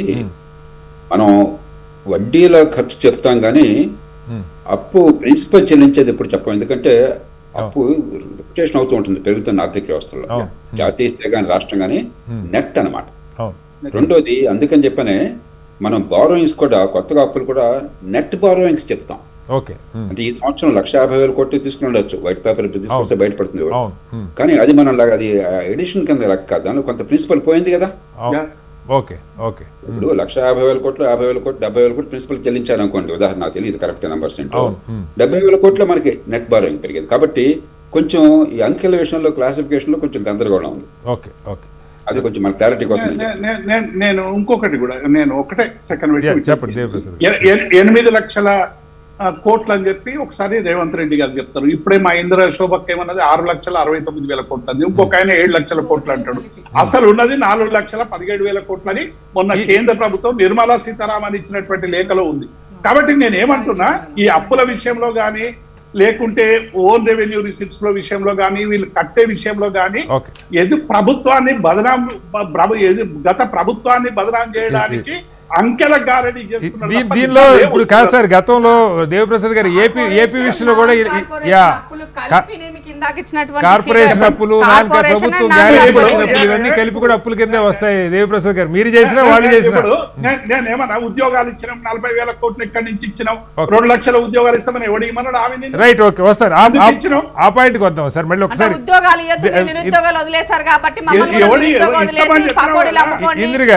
ఇంద్ర గారు కొంచెం మనం నిజంగా మీకు బాధ్యత ఉన్నదే, మీ కేటీఆర్ కి బాధ్యత లేదు. ఇంద్ర గారు ఇక్కడ పాయింట్ దయచేసి దేవన్న ఉద్యమ నాయకుడు, ఉద్యోగుడు, తనకు తెలిసినటువంటి బాధ తెలుసు, మీరు చెప్పొద్దు అలా. అందుకని ఉద్యోగుల బాధ తెలుసు కాబట్టి 5 కావాలి ఇవన్నీ కావాలంటారు, ఇచ్చేదానికి మీరు సిద్ధంగా లేరు. అది ఇంద్ర గారు. ఒకసారి విఠల్ గారు, ఇక్కడ సరే పార్టీలు ఏమన్నా కానీ భారతీయ జనతా పార్టీ ప్రభుత్వం కూడా జాతీయ స్థాయిలో చాలా సందర్భాల్లో అడ్డగోలుగా హామీలు ఇవ్వద్దన్నది ఒక నియమం ఉన్నా ఆయా రాష్ట్రాల్లో పరిస్థితులు బట్టి సడలింపులు ఇచ్చుకుంటూ పోతున్నారు. మీరు స్కూటీలు ప్రకటించిన సందర్భాలు ఉన్నాయి, లేకపోతే మరొకటి పక్కాగా గెలుస్తాం అనుకున్నప్పుడు కాస్త తగ్గిస్తారు, కానీ లేదనుకున్నప్పుడు 4 వదులుతున్న పరిస్థితి ఉంది. నేను దానిలోకి వెళ్ళట్లా. ఇవాళ ముఖ్యమంత్రి సార్ ఈయనకి అనుభవం లేదు, లేకపోతే పరిపాలించడం చేత కాదు, ఉన్నదున్నట్టు బయట పెట్టకపోతే మీకైనా బీఆర్ఎస్కైనా మరొక పార్టీకైనా రేపు పొద్దున హామీలు ఇచ్చినప్పుడు కనీసం ప్రజలు అడగడానికైనా ఏవయ్యా నువ్వు ఎట్లా చేస్తావు, అంతకుముందు ఆయన ఇట్లా చెప్పాడు, మీ డబ్బులు మీకు జీతాలు ఇవ్వడానికే చాలు, పెన్షన్లు ఇవ్వడానికే చాలు, మాకేమి ఇస్తారని ప్రజలన్నా అడ్డగోలు హామీలు ప్రశ్నించడానికైనా ఉపయోగపడుతుంది కదా. విఠల్ గారు ఎందుకు ఆ కోణంలో ఆలోచించకుండా విమర్శలు దిగుతున్నారు? సార్, మీకు అక్కడ ఉన్నటువంటి పెద్దలకి, జేపీ గారికి, దేవప్రసాద్కి అండ్ ఇంద్రక్కకి అండ్ హెచ్ఎంటీ వీక్షకులకి గుడ్ ఈవినింగ్ తెలియజేస్తూ, సరే ముఖ్యమంత్రి గారు నిన్న మాట్లాడిన చర్చ ఇవాళ రాష్ట్ర వ్యాప్తంగా చర్చ జరుగుతుంది, జరగాల కూడా చర్చ. ఈ జరగాల్సిన చర్చ కాంగ్రెస్ పార్టీ 6 గ్యారంటీలు ఇచ్చేటప్పుడు చర్చ జరిగితే ఇంకా బాగుండేది. ఆ ఫ్రీ బీస్ ఇచ్చినప్పుడు ఇప్పుడు ఇంతమంది పెద్దలు జేపీ గారు చెప్పినట్టు సంవత్సరానికి 1,00,000 కోట్ల రూపాయలు 6 గ్యారెంటీల కోసం అదనంగా ఖర్చు పెట్టాల్సిన పరిస్థితి వచ్చింది. సో ఉద్యోగుల పరంగా సహజంగా దేవప్రసాద్ అన్న కానీ మేము కానీ సకల జనుల సమ్మె చేసినటువంటి నాయకత్వం వహించినటువంటి ఒక వ్యక్తులు ఉద్యోగులు. ఆ రోజు అంటే తెలంగాణ రాష్ట్ర సాధన దిశగా ఎన్నడూ కూడా మేము డిఏల కోసము పిఆర్సీల కోసం పోరాడలేదు, కేవలం రాష్ట్రం కోసం పోరాడు.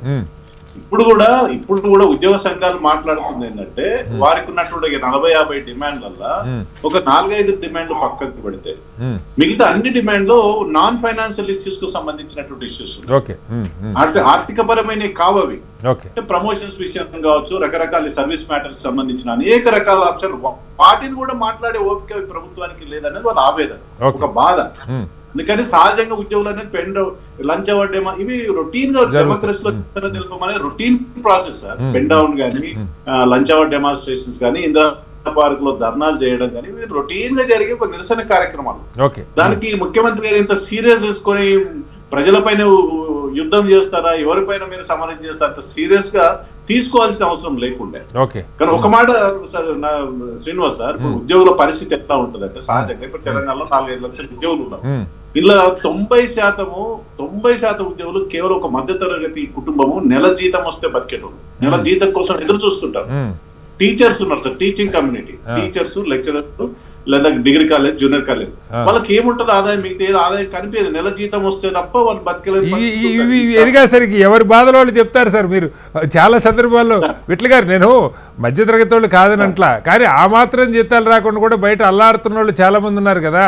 ప్రభుత్వ ఉద్యోగం అంటే బ్రహ్మాండం అని కదా అందరూ అనుకుంటారు. దానిలో కూడా సరే ఇవ్వాలి ప్రభుత్వం అంటే నేను కాదను, కానీ శ్రీనివాస, నేను ఉద్యోగ సంఘాల నుంచి వాళ్ళకు మనోవేదన మీకు చెప్పాలి. సహజంగా ఇద్దరు పిల్లలు ఉంటారు, బీటెక్ చదివిన పిల్లలు, స్కూల్లో కాలేజీకి పోతున్న పిల్లలు, వాళ్ళ ఖర్చులు ఉంటాయి, రెంట్ ఉంటాయి, ఇవన్నీ ఖర్చులు ఉంటుంటాయి. సాధారణంగా 5 DL అనేది క్యాలిక్యులేట్ చేస్తారు. చిన్న మధ్యతరగతి కుటుంబం ఏంటంటే 5 DL వస్తే నెలకు 10,000 రూపాయలు వస్తాయి కదా అని ఆశతో ఉంటారు. అది వాళ్ళ మనోభావాలు మనం తప్పు పట్టాల్సిన అవసరం లేదు. ప్రభుత్వం ఏం చెప్పింది? మా ప్రభుత్వం వస్తే పిఆర్స్ ఇస్తాము, అన్ని పెండింగ్ సమస్యలు పరిష్కరిస్తాము, డిఎల్ ఇస్తామని చెప్పిన ప్రభుత్వం ఇవాళ నేను ఇచ్చే పరిస్థితి లేదు, అసలే నీవు నన్ను కోసుకొని తింటారా అనేటువంటి ఒక తీవ్ర స్వరంతో మాట్లాడడం ద్వారా ఒక రాంగ్ మెసేజ్ ఉద్యోగులకు ఇవ్వడం జరిగింది కదా. ఉద్యోగులు అంటే ఎవరో కాదు, ప్రభుత్వంలో భాగం. ముఖ్యమంత్రి గారు head of the department, head of the state. గ్రామ స్థాయిలో ఉన్నటువంటి ఉద్యోగుల వరకు ఉద్యోగులే వరకు ఒక కార్డియల్ రిలేషన్స్ మెయింటైన్ చేస్తూ పిలిచి మాట్లాడి ఈ సమస్య ఉంది, కొంత సమయం పడుతుంది, డెఫినెట్ గా తెలంగాణ దివాలా, ఇంతకుముందు జేపీ గారు చెప్పి తెలంగాణ దివాలా తీసిన స్టేట్ అసలే కాదు sir. It's absolutely growth state and fastest growing state in India. Hyderabad ఒక అద్భుతమైన గ్రోత్ ఉంది సార్. గ్రోత్ ని మించి పథకాలు పెడుతున్నారు, అనౌన్స్ చేస్తున్నారు, బ్రహ్మాండంగా పంచుతున్నారు. అందుకే దుబారా జరుగుతుంది. అన్ని పార్టీలు అదే చేస్తున్నాయి కదా విట్ల గారు. ఎవరు హామీ లేకుంటున్నారు? ఇవాళ జీడీపీలో మనం 16 lakhs crores 10% యావరేజ్ గ్రోత్ ఉంది. ఇవాళ మొన్న 3 lakhs చిల్లర మనం బడ్జెట్ పెట్టుకున్నాం. So every year 10 to 15% growth rate ఉంటది సహజంగా, ఈవెన్ రెవెన్యూలో కూడా. ఇంత గ్రోత్ రేట్ ఉన్నప్పుడు ఇంత ఇష్టానుసారంగా ఫ్రీబీస్ ఇవ్వడం ద్వారా సమస్య కదా. ఇవాళ చివరికి ముఖ్యమంత్రి గారు వాస్తవం చెప్పి 22,000 కోట్ల రూపాయలు ఖర్చు ఉంది, 18,500 కోట్ల ఖర్చు ఉంది, 22 ఆదాయం ఇంత వస్తుందని చెప్పి ఉంటారు. నేను కాదని కానీ చివరికి ఏమైంది?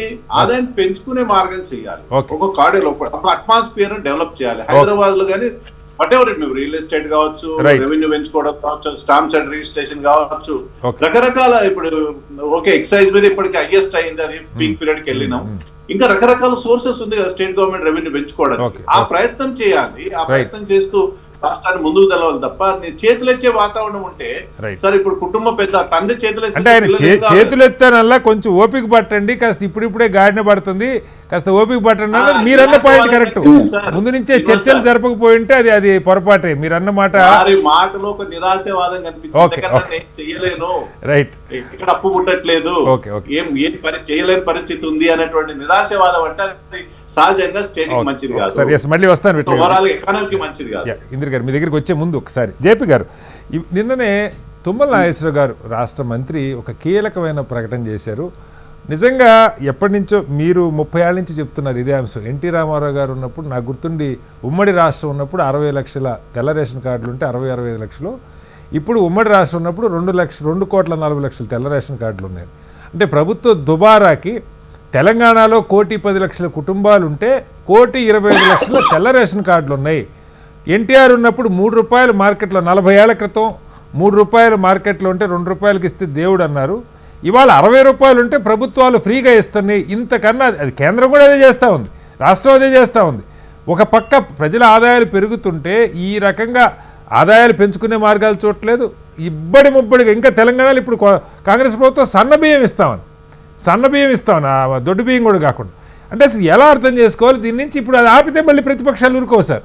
ఆయన మంత్రి గారు అంటా కూడా ఆయన ఏమన్నారంటే నేను ప్రభుత్వంలో ఉండి ఈ మాట అనకూడదు, అనాల్సి వస్తుందని చెప్తా ఉన్నారు. ఎవరు బయట వేయాలి జేపీ గారు దీని నుంచి?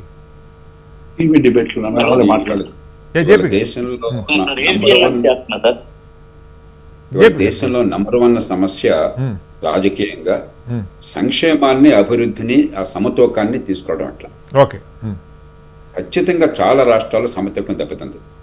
తుమ్మల గారు అన్న మాట 100% వాస్తవం. ఎన్టీ రామారావు గారు అప్పుడు పరిమితమైన సంఖ్యలో జనాభాలో నిజంగా పేదరికం ఉన్న వాళ్ళకి, ఎక్కువ మధ్య తరగతి పేదరికం మాత్రం అందేట్టుగా 3.5 రూపాయలు 4 రూపాయలు మార్కెట్లో విలువ ఉన్నప్పుడు 2 రూపాయలకి ఇస్తే, ఇవాళ మార్కెట్లో 30-40 రూపాయలు బియ్యం చేస్తుంటే 2 రూపాయలకు 1 రూపాయకో 180 మందికి 30-40 రూపాయలు లేవు సార్. ఇప్పుడు సన్న బియ్యం ఇస్తున్నారు, 60 రూపాయలు ఉన్నాయి, 70 రూపాయలు కూడా ఉన్నాయి సార్ సన్న బియ్యం. జేపీ గారు రెండోది అంటే సందర్భం కాకపోయినా ఓకే నేను పొరపాటున బియ్యం తింటే నేను మొత్తం బియ్యం తింటాను. ఓకే అన్పాలిష్డ్, ఎందుకంటే అది ఆరోగ్యానికి మంచిది. అన్పాలిష్డ్ అలాంటిది మనం ఏదో ప్రజల్లో ఉన్నటువంటి అపోహలను మరింత పెంచేసి పౌష్టికాహారం బదులు సన్న బియ్యం ఎక్కువ ఖరీదుతో కొనుంటారు అని చెప్పని పూర్వం మిల్లెట్స్ చంపేసాం, మనం చిరుధాన్యాలు చంపేసి ఇంకా రైస్ దగ్గరికి పంపించాం.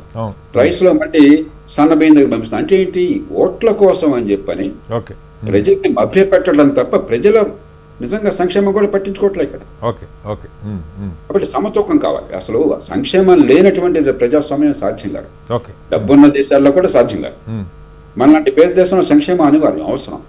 కానీ సంక్షేమానికి అభివృద్ధికి సమతూకం లేకుండా ప్రభుత్వం చేయాల్సిన మౌలికమైన పనులు నిర్లక్ష్యం చేసి, ఇప్పుడు తెలంగాణలో ఈ ముఖ్యమంత్రి గారే ఒక నెల క్రితం ఒక సరైన మాట చెప్పారు. విద్యా ప్రమాణాలు స్కూళ్లలో పరమ దారుణంగా ఉన్నాయన్నది అందరికీ తెలిసిన విషయం.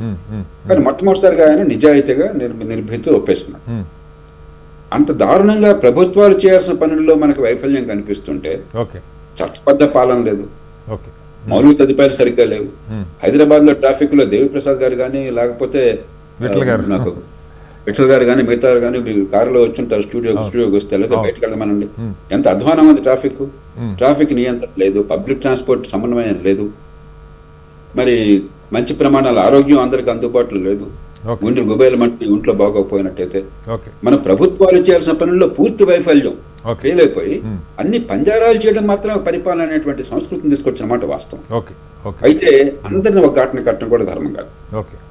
అన్ని రాష్ట్రాలు ఏ పార్టీ ఉన్నా కూడా కొంత ప్రయత్నం జరుగుతుంది. ఉదాహరణకి దానికి ప్రమాణం ఏమిటి, వాళ్ళకు మొత్తం వచ్చేటువంటి సంపదలో అప్పు శాతం ఎంత అన్నది డెట్ జీడీపీ రేషియో అంటాం. అది మంచి ఉదాహరణ. కర్ణాటకలో కాంగ్రెస్ పార్టీ అధికారంలో ఉంది, కానీ వారి డెట్ జీడీపీ రేషియో 25%. తెలంగాణ 52%. అన్ని కలిపితే అంటే ఇందాక ఎవరో అప్పులు ఎక్కువ తక్కువ, అప్పులు వారు చెప్పింది వాస్తవం కాదు. తెలంగాణలో అప్పులు 52% స్థూల రాష్ట్ర ఉత్పత్తిలో 52% ఉన్నాయి. మీరు కనుక అన్పెయిడ్ బిల్స్ లెక్క అయిపోతే 47% ఉన్నాయి, అన్పెయిడ్ బిల్స్ కలిపితే 52% ఉన్నాయి. కర్ణాటక 25% ఉన్నది, తమిళనాడు 30% ఉన్నది. మరి మీకు కొన్ని ఇతర రాష్ట్రాలు మీరు చూసినట్టయితే 13%, గుజరాత్ 15%, మహారాష్ట్ర మీకు 19-18% ఉన్నది. కాబట్టి ఉత్తరప్రదేశ్ చాలా పేద రాష్ట్రం 35%. సరే, ఆంధ్రప్రదేశ్ మరీ అధ్వానంగా ఉండదు. ఆంధ్రప్రదేశ్ మీకు 60% దాటింది. దేశంలో ఇప్పుడు రికార్డు ఆంధ్రప్రదేశ్. మనకు నామ్ ఏంటి 20% దాటకూడదు. కొన్ని 30 అంటే పర్లేదు అనుకోవచ్చు. 50కి వెళ్ళామంటే తెలంగాణకి నిజంగా అప్రతిష్ట. ఎంత సంపద ఉన్న రాష్ట్రానికి తగ్గించవచ్చు, కానీ తగ్గించాలి. ఆంధ్రప్రదేశ్కి చాలా సంక్షోభంలో ఉంది. అంచేత అప్పులు స్థూల జాతీయ ఉత్పత్తులు, స్థూల రాష్ట్ర ఉత్పత్తులు ఎంత అనేది మనకు కీలకమైన అంశం. అలాగే మరొక అంశం మీరు తీసుకోండి, కమిటెడ్ ఎక్స్పెండిచర్. కొన్ని సంక్షేమం వదిలేసినా కూడా కమిటెడ్, అసలు ప్రభుత్వానికి ఏ మాత్రం వెసులుబాటు లేనిది అంటే జీతాలు, వెచ్చాలు, వడ్డీలు. మీకు మీరు ముఖ్యమంత్రి అయినా మరొక ముఖ్యమంత్రి అయినా దానిలో మీ చేతులు లేదు, అది చెల్లించాలి, ఎతిగా చెల్లించాలి. అది లెక్కేస్తే మీరు ఇవాళ తెలంగాణ రాష్ట్రంలో కమిటెడ్ ఎక్స్పెండిచరు మీకు దాదాపు 60% వస్తున్నది. రాష్ట్ర సొంత వనరులు ప్లస్ ఢిల్లీ నుంచి వచ్చే వనరులు మొత్తం కలిపితే అలా అది చాలా ఎక్కువైపోయింది. సరే, ఆంధ్రప్రదేశ్లో 93% అండి. కాబట్టి మనం ఇది బయటపడ, కానీ అంకెల్ని మనం నిజాయితీగా గుర్తించాలి. ఇప్పటి నుంచైనా ఒక పథకాలు వేసుకోవాలి. మళ్ళీ ఇందాక చెప్పినట్టుగా తెలంగాణ ఖచ్చితంగా అనవసరమైన దారిలో వెళుతుంది, కానీ దాన్ని దారి మారడం కష్టం కాదు, పెద్ద ఇబ్బంది లేకుండా. కానీ దానికి ఒక చర్చ కావాలి, నిజాయితీ కావాలి. రైట్ సార్, మళ్ళీ వస్తాను జేపీ గారి మీ దగ్గరికి. ముఖ్యమంత్రి గారు చెప్పిన వాటిల్లో వాస్తవాలు ఉండొచ్చు, కానీ విమర్శ, ఇది చేసి మీరు కోతులు గుంపుకి ఎద్దు, ఈ భాష మాట్లాడటం కూడా ప్రతిపక్షాలు అంటే ఒక కీలకమైన పాయింట్స్ ఆయన ముందు పెడుతున్నాయి. ఎందుకు చెప్తున్నానంటే ఈ భాష లేకపోతే నిజంగా జేపీ గారు అన్నారు, దీని మీద చర్చ జరగాలంటే పార్టీలని పిలిచి ఒక అఖిలపక్షం పెట్టి అయ్యా ఉన్న పరిస్థితి ఎలా ముందుకు పోదామని, అలాంటి ఒక అన్ని పార్టీలకి ఇబ్బంది ఉంది ఇంద్ర గారు. రేపు పొద్దున ఎవరు రా, బీజేపీ అయినా బీఆర్ఎస్ అయినా ఇంకొకళ్ళు ప్రయత్నం చేయాలన్నా చెప్పారు కదా, కమిటెడ్ ఎక్స్పెండిచర్ 60, 70, 80 పెరుగుతూ పోతున్నది. చేయటానికి ఏం కనపట్ల. ఆదాయం పెంచాలి, ఏదైనా పెంచాలి. ఇప్పుడు రిజిస్ట్రేషన్ అన్నారు ఇందాక విట్ల గారు, రిజిస్ట్రేషన్ ఛార్జీలు పెరిగితే మళ్ళీ ప్రతిపక్షాలు ధర్నా చేసే పరిస్థితి. సో దీన్ని ఒడుపుగా బయటేసుకునే ప్రయత్నం జరగాలి. ఖర్చు తగ్గించుకోవాలి, ఆదాయం పెంచుకోవాలి, పొదుపు పాటించాలి.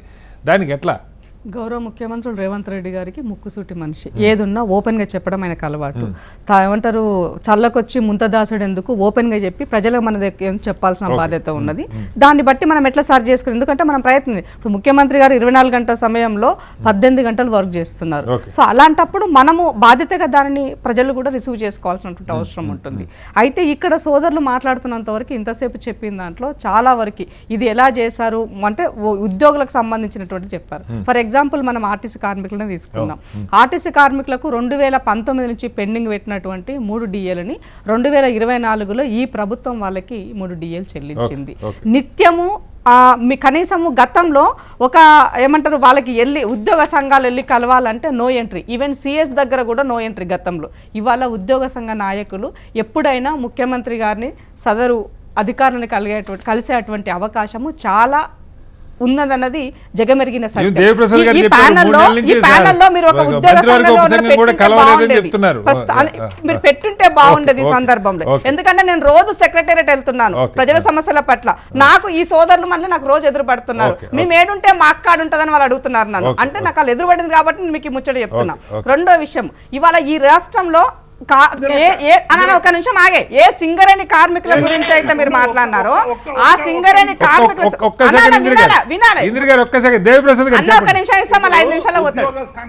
ఉద్యోగ సంఘాల నేతలు ఇద్దరు ఇలా నిన్న ప్రెస్ లో మాట్లాడిండు, ఇవాళ ప్రెస్ లో మాట్లాడిండు.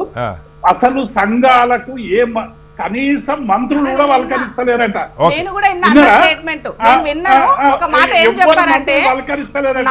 ముఖ్యమంత్రి గారు మాత్రం 3 సార్లు కలిసిండ్రు. కలిసి కేబినెట్ సబ్ కమిటీకి అప్పయ్యేప్పుడు ఏ మంత్రి బాధ్యత తీసుకుంటలేడు. అసలు అధికారులు అయితే ఎవరు పట్టించుకుంటారు? అధికారులు నడుపుతున్నారు, ప్రభుత్వాన్ని బ్యూరోక్రాట్స్ నడుపుతున్నారు. మీరు ఎవరు నడుపుతలేరంటే ఎట్లనే? ఇప్పుడు పొలిటీషియన్లుగా ఏముంటది, అది దాన్ని చేయడం వరకే ఉంటది. దాన్ని మొత్తం అమలు చేసేది అధికారులే కదా. మీరు ఒక్కరోజు సమ్మె చేస్తే మొత్తం అంటుకుంటది వ్యవస్థ అంతా మీ చేతుల్లోనే ఉంది. కనీసము అంటే బీఆర్ఎస్ హయాంలో 1వ తారీఖు నాడు జీతం వస్తే చాలనుకున్నటువంటి పరిస్థితి నుంచి ఇవాళ ఈ రాష్ట్రం అధికారంలోకి వచ్చినాక 1వ తారీఖు నుంచి జీతాలు ఇస్తున్నాం. ఇవి గత బీఆర్ఎస్ హయాంలో ఉన్నటువంటి ఇవి నోట్స్. జిల్లాలల్లా వాళ్ళకి దశల వారీగా హైదరాబాద్కి ఒకనాడు, వరంగల్కి ఒకనాడు, రంగారెడ్డికి ఒకనాడు జీతాలు పడ్డటువంటి పరిస్థితి ఉన్నది. ఈ స్థితి నుంచి 1వ తారీఖు జీతం వస్తుందంటే ఆర్థిక క్రమశిక్షణలోకి మనం పట్టుకొచ్చినాం. ఇది మీరు అర్థం చేసుకోండి అని చెప్పారు ముఖ్యమంత్రి గారు. ఇవాళ ధనిక రాష్ట్రంలో కనీసం మీరు ఒకనాడన ఫుల్ జీతం ఇచ్చినారా? కనీసం జీతం ఏంటంటే లేవు మా కాడ పైసలు, మేము సగం జీతాలని వేసినటువంటి రోజులు మీరు చెప్పినటువంటివి. రాష్ట్రాన్ని అప్పుల ఊబిలోకి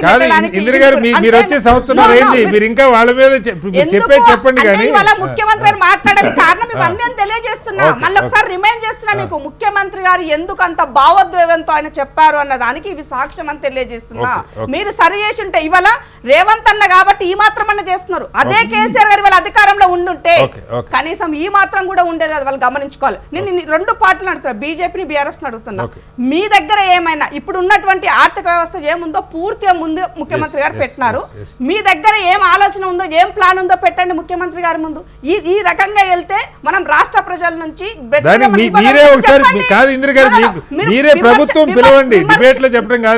ఇప్పుడు ముఖ్యమంత్రి ఇవాళ కేటీఆర్ ప్రెస్ మీట్ పెట్టినారు. ఇవాళ గతంలో పనిచేసిన ఈటల రాజేంద్ర కూడా ప్రెస్ మీట్ పెట్టినారు.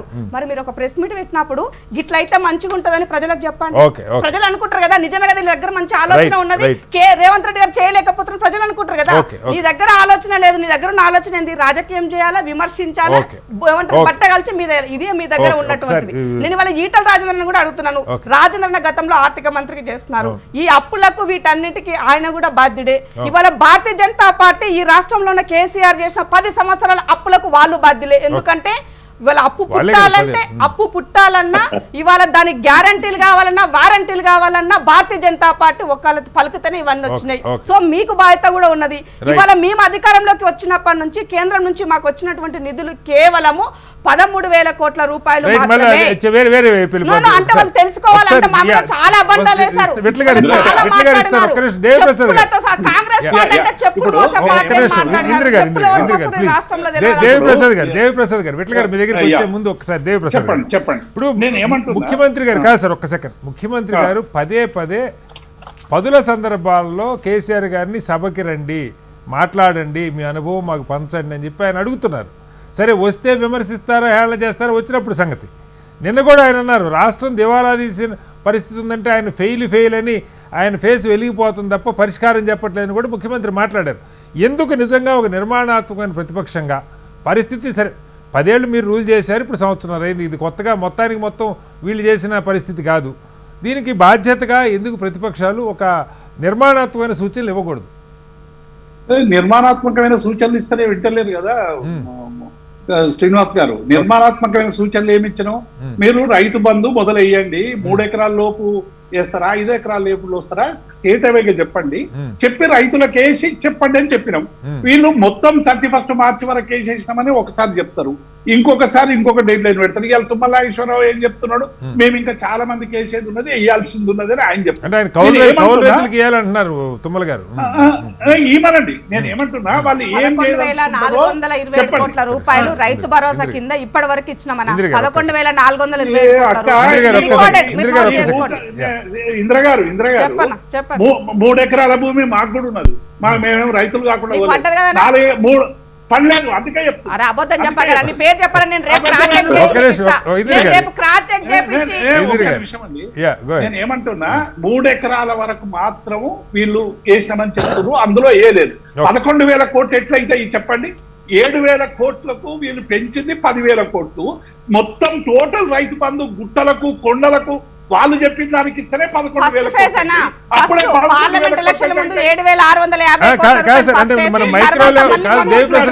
దేవప్రసాద్ గారు మైక్రో లెవెల్ డీటెయిలింగ్ వెళ్ళడానికి నాకు సమయం లేదు, కానీ బ్రాడ్ గా ఒక ప్రధాన ప్రతిపక్షంగా నిర్మాణాత్మక సలహాలు ఇస్తారా? ఇప్పుడు ఇస్తారు, ఎందుకు ఇయ్యరు? డెఫినెట్ గా ఇస్తాం. నిర్మాణాత్మకంగా అడగాలి. స్టేషన్ నుంచి మార్చురీకి పోతారు అని అంటే నిర్మాణాత్మక సూచనలు ఇవ్వరు. ఎందుకు ఇస్తాం? ఆయనకు ప్రెస్ మీట్ లో చెప్తాం. ఓకే, మరి ఆయన ఎందుకు విమర్శిస్తున్నారు? విమర్శించకండి. ఇప్పుడు దేవప్రసాద్ గారు ఇప్పుడు అసెంబ్లీలో మా ఎమ్మెల్యేలందరూ కూడా, మా నాయకులందరూ కూడా అనేకం అడుగుతున్నారు, అనేక సలహాలు ఇస్తున్నారు, సూచనలు ఇస్తున్నారు. మన హరీష్ రావు గారి ప్రసంగం చూసారు కదా, ఆయన ఎన్ని సలహాలు ఎన్ని సూచనలు ఇచ్చారు. మీరు ఏమైనా పాటిస్తున్నారా? కనీసం ఉద్యోగులు అడుగుతాయి. ప్రజలు ఉద్యోగులు వేరు, మీరు సమరం చేస్తారా 98% మీద? అంటే ప్రజల్ని ఉద్యోగులను వేరు చేసేటువంటి కుట్ర జరుగుతున్నది కదా. ఇలా ఉద్యోగులు ప్రజలు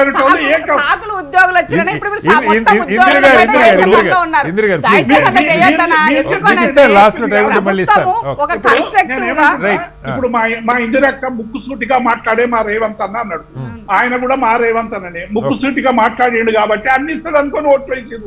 మళ్ళీ ఈ ముక్కుసూటితనం అవతల ఎటువైంది? ఆ ముక్కుసూటి ముక్కు లేదా? ప్రజలు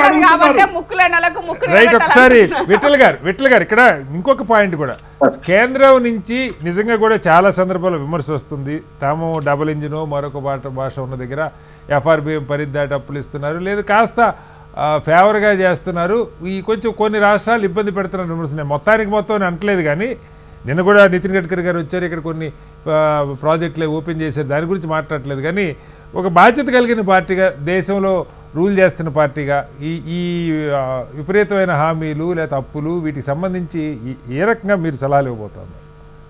సరే, ఇప్పుడు బాధ్యత గల ప్రభుత్వం కాబట్టి కేంద్రంలో ఈ సంవత్సరాల కాలంలో రేవంత్ రెడ్డి గారి ప్రభుత్వానికి దాదాపు 150,000 కోట్ల రూపాయలు, అది అప్పే కావచ్చు, బ్యాంకింగ్ కావచ్చు, FRBM పరిమితి కావచ్చు, లేదా RBI నుంచి వచ్చే రుణాలు కావచ్చు, ఏదైనా సాయం తీసుకుంది కదా సార్, సాయం చేయగలిగారు కదా. ఇప్పుడు ఓవరాల్ గా కేంద్ర రాష్ట్ర ప్రభుత్వాలు కలిసి పనిచేస్తేనే డెఫినెట్ గా ప్రభుత్వాలు ప్రజలకు సరైన రీతిలో సేవలు చేసే అవకాశం ఉంటుంది. ఏం చెప్తున్నంటే ఇప్పుడు ఉన్నది, ఇప్పుడు ఏమీ లేదని దివాలా తీసే పరిస్థితి ముఖ్యమంత్రి గారు చెప్పారు కదా, ఒక ఆల్ పార్టీ మీటింగ్ పెట్టండి. మా తరపు నుంచి వస్తారు, కాంగ్రెస్ నుంచి, బీఆర్ఎస్ నుంచి వస్తారు, కమ్యూనిస్ట్ అందరూ వస్తారు. అక్కడ చెప్పొచ్చు ఎట్లా ఆర్థిక పరిస్థితి మెరుగుపరిచే ప్రయత్నం. ఒక కామన్ ఇవాళ సంవత్సర కాలం నుంచి కామన్ గా ప్రజల్లో ఏం అభిప్రాయం ఉందంటే, ఈ ప్రభుత్వం వచ్చినాక ప్రజలల్లో మనీ సర్క్యులేషన్ తగ్గిపోయింది. What ever the reason, real estate, construction, కొనుగోలు శక్తి తగ్గిందా, పెరిగిందా, GST తగ్గిందా, ఇవన్నీ ఓవరాల్ గా ప్రజలు చేతిలో డబ్బులు లేకుండా అయింది. వాట్ ఎవర్ ద ఏంది రీజన్ ఏంటి, కారణం ఏంటి, ఎందుకు ఇంత దీనమైన పరిస్థితిలో రాష్ట్రం ఉంది? ఒకసారి బెరీజ్ వేసుకుంటే అర్థమైతుంది కదా. ప్రభుత్వం కూడా సూచన సలహాలు తీసుకోవాల్సిన తప్పేం లేదు. ఎక్కడ మనం రెవెన్యూ పెంచుకోగలుగుతాము, ఏ స్థాయిలో పెంచుకోగలుగుతాం. అప్పులు చేసుకుంటూ వస్తే మళ్ళీ వడ్డీలు బిత్తులు కట్టుకోవాల్సిన పరిస్థితి ఉంటది. ఎక్కడ రెవెన్యూ పెంచుకోగలుగుతాము, ఏ రకంగా చేయగలుగుతామో డెఫినెట్ గా సలహాలు సూచన తీసుకోవాల్సిన ప్రభుత్వం తీసుకోవాలా. ఈ రకమైనటువంటి సీరియస్ కామెంట్ చేయడం ద్వారా రాష్ట్ర పరిస్థితి ఏంటంటే వారి ఉద్దేశం మంచిదే కావచ్చు, బహిరంగంగా చెప్పి ప్రజలు అర్థం, కానీ స్టేట్ యొక్క అభిప్రాయం ఏంటంటే ప్రజల్లో నెగిటివ్ పోతుంది. రాష్ట్రం దివాలా తీసిందంటే ఇంకా ఇక ప్రజలు కూడా చాలా చులకన భావంతో ప్రభుత్వ పాలన శాతం అయితే లేదేమో, పరిపాలించలేదేమో, ఈ రకమైన మాట్లాడే అవకాశం ఉంటది. కాబట్టి డెఫినెట్ ఇట్లాంటి మాటలు అంతర్గతంగా ఇన్నర్ మీటింగ్ బయటకి ఏం చెప్పకుండా అంతా బ్రహ్మాండంగా ఉందని చెప్పాలంటారు విట్ల గారు. ఎట్లా సార్ ఇప్పుడు వాళ్ళు తెచ్చుకున్న కష్టమే కదా. ఎవరు ఏమన్నారు ప్రీబీస్ 6 గ్యారెంటీలు, ఓట్లు వేస్తూనేమో గెలుస్తూనేమో 6 గ్యారెంటీలు ₹1,00,000 కోట్ల కావాలి, ఇక్కడికి వెళ్ళి తీసుకొస్తారు. రైట్. జేపీ గారు ఆఖరిగా ఒకటి, ఇప్పుడు పార్టీల తీరు ఇలాగే ఉంటుంది సార్, మనకు తెలియదు కాదు. మీరు హామీలు ఇచ్చారు, అమలు చేయకపోతే గల్లా పట్టుకునే రాజకీయం నడుస్తోంది దేశంలో. ఎట్లా ఇప్పుడు తెలంగాణలో ముఖ్యమంత్రి గారు ఉన్నట్టు బయట పెట్టారు. సరే, ఆయన తప్పులు ఉండొచ్చు, హామీలు ఇవ్వటం కానీ, లేదు గత ప్రభుత్వాలు చేసిన తప్పులు ఉండొచ్చు, అప్పులు పెంచడం కానీ. ఏ రకం ముందుకెళ్ళాలి జేపీ గారు 1 minute? శ్రీనివాస్, ఇప్పుడు కొన్ని రాష్ట్రాలు జాతీయ స్థాయిలో ప్రభుత్వం ఒక మార్గం చూపెడుతుంది. పార్టీలను పక్కన పెట్టండి, ఖచ్చితంగా ఆర్థిక క్రమశిక్షణ జాతీయ స్థాయిలో గత 4-5 ఏళ్ళుగా మీరు చూసినట్లయితే స్పష్టంగా కనిపిస్తాం. మొత్తం జాతీయ ఆదాయంలో అప్పుల శాతం తగ్గుతూ ఉన్నది. అప్పుల భారం ప్రతి సంవత్సరం తగ్గుతూ ఉన్నది. తర్వాత క్యాపిటల్ ఎక్స్పెండిచర్ అంటే మూల పెట్టుబడులు, మరుగు సదుపాయాల కోసం వాటి పెట్టే ఖర్చు జాతీయ ఆదాయంలో వాటాగా కానీ లేకపోతే బడ్జెట్లో వాటాగా కానీ పెరుగుతూ ఉంది. ఆ మార్గానికి వెళ్ళాలి. ఉదాహరణకి మీరు తెలంగాణ తీసుకుంటే 20% ఉండేది మొత్తం బడ్జెట్లో ఖర్చులో మూల పెట్టుబడి క్యాపిటల్ ఎక్స్పెండిచరు, అది ఇప్పుడు 12% పడిపోయింది. ఖచ్చితంగా ప్రమాదకంటిగా. మరి అన్ని రాష్ట్రాల్లో ఉన్నాయా? లేవు. ఒరిస్సా పెద్ద గొప్ప రాష్ట్రం కాదు కదా, కానీ ఒరిస్సా 22% మొత్తం ఖర్చులో మూల పెట్టుబడి శాతం. గుజరాత్ 28%, ఉత్తరప్రదేశ్ పేద రాష్ట్రం 22%. కాబట్టి ఆ మార్గానికి వెళ్లకుండా మనం ఒకటి తిట్టుకుంటే లాభం లేదు. కానీ తెలంగాణ ఇందాక చెప్పినట్టుగా ఇప్పటికి కూడా ప్రమాదం నుంచి బయటపడే చాలా తేలికైన మార్గం ఉన్నది. నిజాయితీగా ఆలోచించాలి, ఏకపక్షంగా ఆలోచించకుండా మూల పెట్టుబడులు పెరగాలి, ఈ కమిటెడ్ ఎక్స్పెండిచర్ తగ్గాలి, అప్పుల శాతాన్ని క్రమక్రమంగా తగ్గించాలి. అనవసర ఖర్చులు ఇక్కడి నుంచైనా కనీసం ఆర్భాటాలు అనవసర ఖర్చులు కాస్త స్టాప్ పెట్టి ఎక్కడో చేసినట్టయితే పెరుగుతున్న ఆదాయంలో ఈ ఖర్చుల వాటా గానీ లేకపోతే అప్పుల వాటా గానీ తగ్గిపోతుంది. నిరాశకి తావులేదు, కానీ ఖచ్చితంగా నిజాయితీగా సమస్యను ఎదుర్కోవాలి తప్ప నా దృష్టిలో కప్పొచ్చడం పరిష్కారం కాదు. Right sir. మొత్తానికి తెలంగాణ ప్రభుత్వం 2023 డిసెంబర్ నుంచి 2025 మార్చి వరకు ఈ ప్రభుత్వం సంక్షేమం కోసము 1,13,181 కోట్లు ఖర్చు చేసింది. తెచ్చిన అప్పు 1,52,000 కోట్లు. ఓన్లీ అప్పులకు మిత్తికి 1,52 ఖర్చు పెట్టింది. సంక్షేమం కోసం తెచ్చిన అప్పులో ఒక్క రూపాయి కూడా ఖర్చు పెట్టలేదంటే ఆర్థిక క్రమశిక్షణలో ఈ ప్రభుత్వం వెళ్తుందని చెప్పడానికి ఇది నిదర్శనం. మొత్తానికి ముఖ్యమంత్రి గారు చేసిన ప్రకటన ఆర్థిక పరిస్థితిని ప్రజల ముందు పెట్టడం మంచిదైనా, ఇప్పటి నుంచి అయినా సరే ప్రతిపక్షాలు కూడా పరిగణలోకి తీసుకొని విశ్వాసంలోకి తీసుకొని నిజంగా తెలంగాణ రాష్ట్రాన్ని తిరిగి గాడిని పెట్టడానికి ఏం చేయాలన్నది ప్రభుత్వం చర్యలు చేపట్టాలి. అలా చేస్తున్నటువంటి రాష్ట్రాలు, డెట్ జీడిపి రేషియో తగ్గించుకుంటున్న రాష్ట్రాలు, క్యాపిటల్ ఎక్స్పెండిచర్ని పెంచుకుంటున్నటువంటి రాష్ట్రాలు, అప్పుల శాతాన్ని తగ్గించుకుంటున్న రాష్ట్రాలు ఉన్నాయి. అలాంటివి మరింతగా చర్చ ముందు పెట్టి ఉన్నదాన్ని నిజంగా తెల్ల రేషన్ కార్డుల అంశంలో ప్రభుత్వాలు, ప్రతిపక్ష పార్టీలు కూడా లోతుగా ఆలోచన చేయాలి. అలా అనేక పథకాలు దుర్వినియోగం అవుతున్న పరిస్థితి నుంచి కూడా రాష్ట్రాన్ని బయట తీసుకున్నప్పుడు మాత్రమే ఆదాయం పెరగడంతో పాటు ఖర్చు తగ్గించుకోవడం మీద దృష్టి పెట్టినప్పుడు తెలంగాణ తిరిగి గాడిన పడే అవకాశం ఉంది. చర్చలో పాల్గొన్న డాక్టర్ జయప్రకాష్ గారికి, దేవిప్రసాద్ గారికి, విట్ల గారికి, అలాగే ఇందిరా శోభన్ గారికి ప్రత్యేక ధన్యవాదాలు. ఇది వాళ్ళ బిగ్ డిబేట్. రేపు మరోస్తే మళ్ళీ కలుద్దాం. అందరికీ నమస్కారం. సెలవు.